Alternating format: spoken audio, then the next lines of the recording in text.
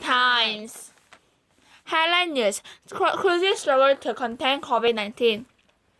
As the newly discovered coronavirus COVID-19 continues to spread, the world is focusing on trying to contain the outbreak.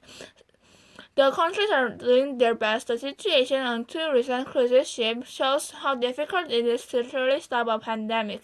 In late January, a passenger boarded the Diamond Princess cruise ship in Japan for disembarking in Hong Kong.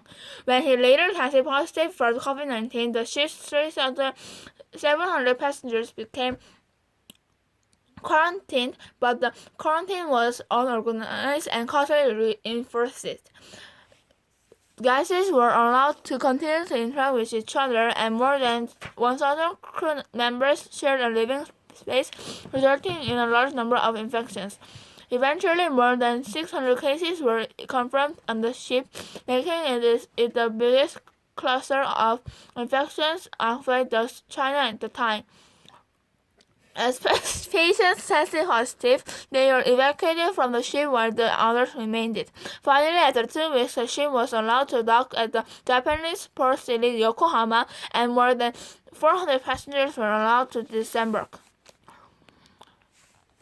The decision is now being criticized as health officials warn that it may take more than 2 weeks for symptoms to develop. Furthermore, the suboptimal conditions mean that passengers could have become infected at any time during the 2-week quarantine.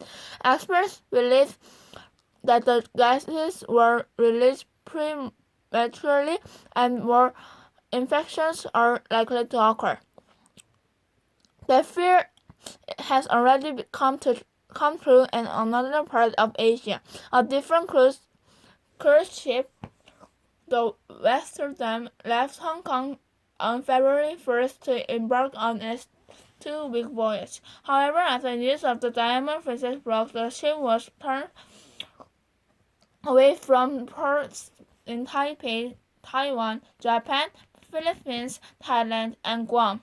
It was finally allowed to dock in Cambodia, where the Prime Minister, who had previously expressed skepticism over the dangers of the virus, personally greeted passengers and presented them with flowers.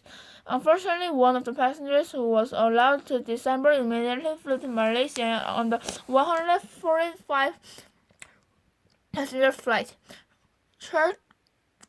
Shortly thereafter, she developed a fever and soon tested positive for COVID-19. The passengers that remained on the Amsterdam was immediately quarantined. However, by then, hundreds of other passengers had already dispersed around the world. The defense against the pandemic is only as good as the weakest line of defense. As these two cases show, we appear to be incapable of completely stopping the spread of disease. Instead, countries should expect an outbreak and do their best to limit it. Focus. Shincheonji sparks outrage in Korea. The Shincheonji Church, a religious organization founded by Lee Man-hee, who claims to be the second coming of the returned Jesus Christ, has become the biggest epicenter of viral infections in Korea.